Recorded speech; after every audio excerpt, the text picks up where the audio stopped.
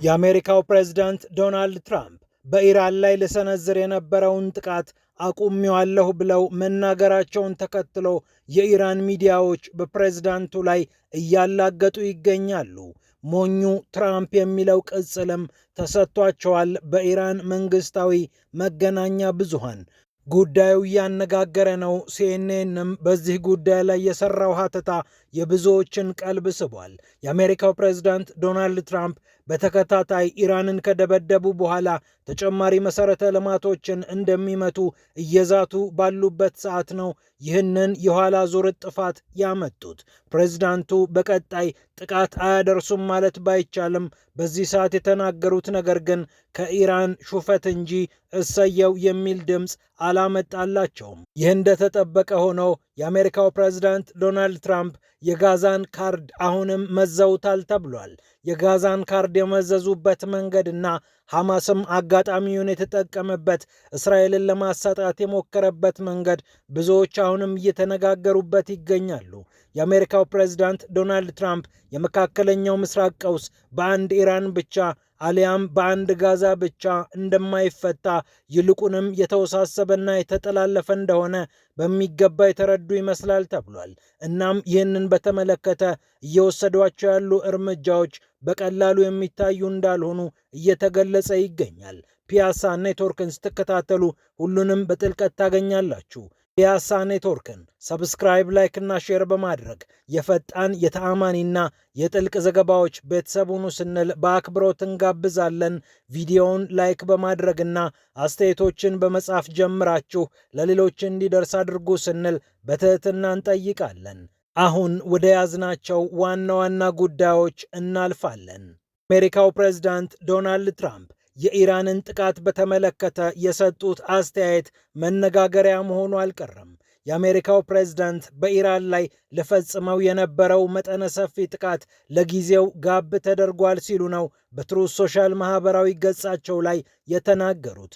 ታዲያ የዚህ ዋነኛ ምክንያት ወይም ደግሞ ጥቃቱ የተራዘመበት ዋና ጉዳይ ድርድር ነው ተብሏል። የአሜሪካው ፕሬዝዳንት እንዲህ አይነት ነገር ሲናገሩ ይህ የመጀመሪያቸው አይደለም። የኢራንን ድልድዮች፣ የኃይል መሠረተ ልማቶች አወድማለሁ ውርድ ከራሴ ብለው ካስጠነቀቁ በኋላ አጋሮቼ እየተማጸኑኝ፣ ኢራንም እየለመነችኝ ጥቃቱን አቁሜዋለሁ ብለው ከአንድም 40 ጊዜ ተናግረዋል። የአሜሪካው ፕሬዝዳንት ዶናልድ ትራምፕ አሁንም ይህንን መንገድ ቀጥለውበታል። የኢራንን ድልድዮች ከመቱ በኋላ ወደ ኢራን የኃይል መሠረተ ልማቶች ፊታቸውን አዙረው ከባባድ ጥቃቶችን እንደሚፈጽሙ ሲናገሩ ቆይተዋል እና አክሲዮስም ይህንን ጉዳይ በተመለከተ ትራምፕ መጠነ ሰፊ ውጊያ ሊከፍቱ እንደሚችሉ እየገለጹ ቆይተዋል። ታዲያ አሁን ድንገት መጡና ጥቃቱን ለጊዜው ጋብ አድርጌዋለሁ ምክንያቱም ኢራንም ይህንን ነገር ፈልገዋለች ብለው ተናገሩ። የኢራን መገናኛ ብዙሃን ግን ተቃራኒውን እያሉ ይገኛሉ። ሲኤንኤን የኢራን መገናኛ ብዙሃንን ፈተሽ አድርጎ ነበር። አብዛኛዎቹ መንግስታዊ ሚዲያዎች እንዲህ አይነት ነገር አላሳዩኝም ሲል በድምዳሜው አስቀምጧል። እንደውም የአሜሪካውን ፕሬዝዳንት ዶናልድ ትራምፕ ሚዲያዎቹ እያላገጡባቸው ነው ይላል። የሲኤንኤን ዘገባ የጠቃቀሳቸው አንዳንድ የኢራን ሚዲያዎች የአሜሪካው ፕሬዝዳንት ዶናልድ ትራምፕ ጥቃቱን ጋብ አድርጌዋለሁ ማለታቸውን ተከትሎ ሞኙ ትራምፕ የሚል ቅጽል ከነዚህ ከኢራን ሚዲያዎች ተሰጥቷቸዋል። ይህ ነገር ታዲያ አሜሪካን ማበሳጨቱ የሚቀር አይመስልም። በአስገራሚ ሁኔታ ግን ኢራን ብዙም ነገር እየሞቃት እየበረዳት አይደለም። የአሜሪካው ፕሬዝዳንት ዶናልድ ትራምፕ ባለስልጣናትም በኢራን ጽናት መደነቃቸውን አክሲዮስን ጨምሮ የተለያዩ መገናኛ ብዙሃን በስፋት ሲዘግቡ ነበር።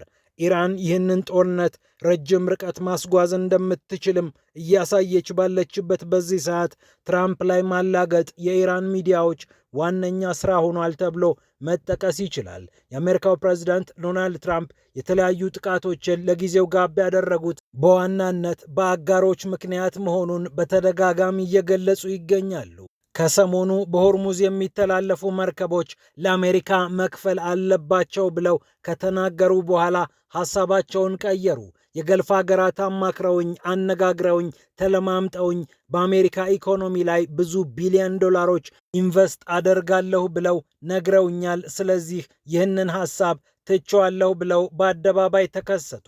አሁንም አረቦቹ ተጽዕኖ ፈጥረውብኛል የሚለውን ነገር ለማሳየት እየሞከሩ ይገኛሉ።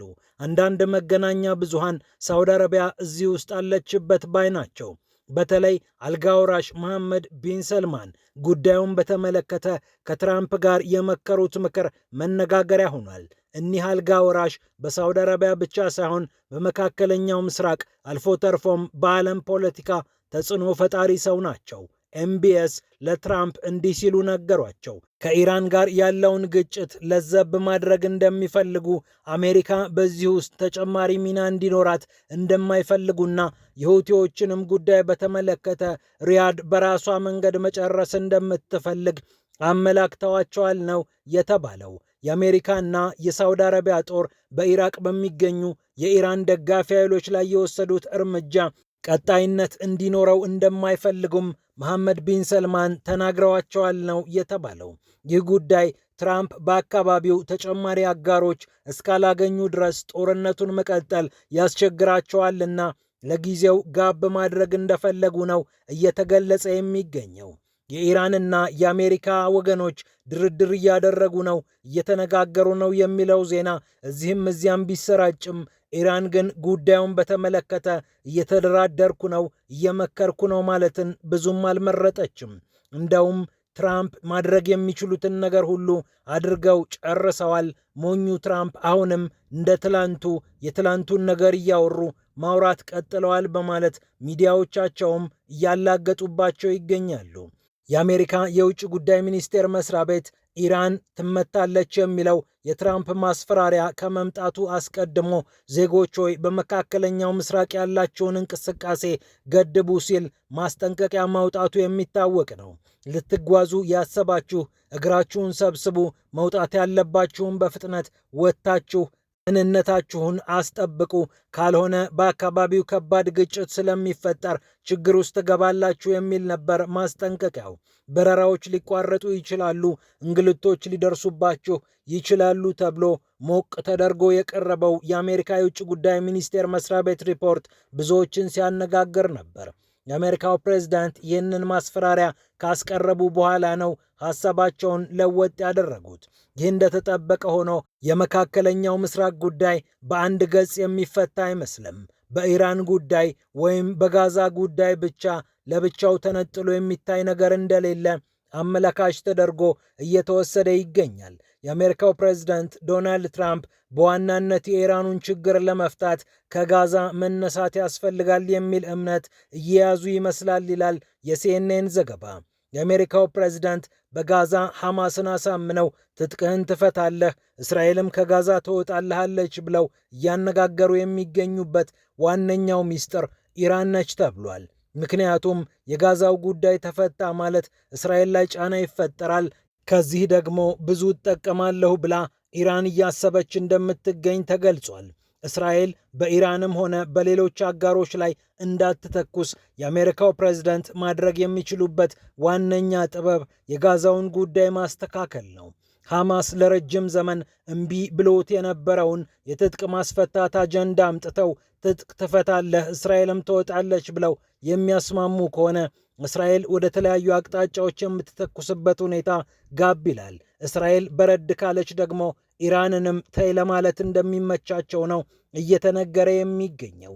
ሐማስም ካርዱን በእስራኤል ላይ ወርውሯል፣ ኳሱን ወደ እስራኤል ሜዳ አስገብቷል እየተባለ እየተነገረ ይገኛል። የአሜሪካው ፕሬዝዳንት ዶናልድ ትራምፕም ኢራንን ረገብ ለማድረግ የሚችሉበት መንገድ እስራኤል እንዳትተኩስ ማድረግ ነው የሚሉ ብዙዎች ናቸው። ነገር ግን እስራኤልም ሐማስም በቅድሚያ ያኛው ወገን ይህንን ያድርግ የሚል ቅድመ ሁኔታ እያስቀመጡ ይገኛሉ።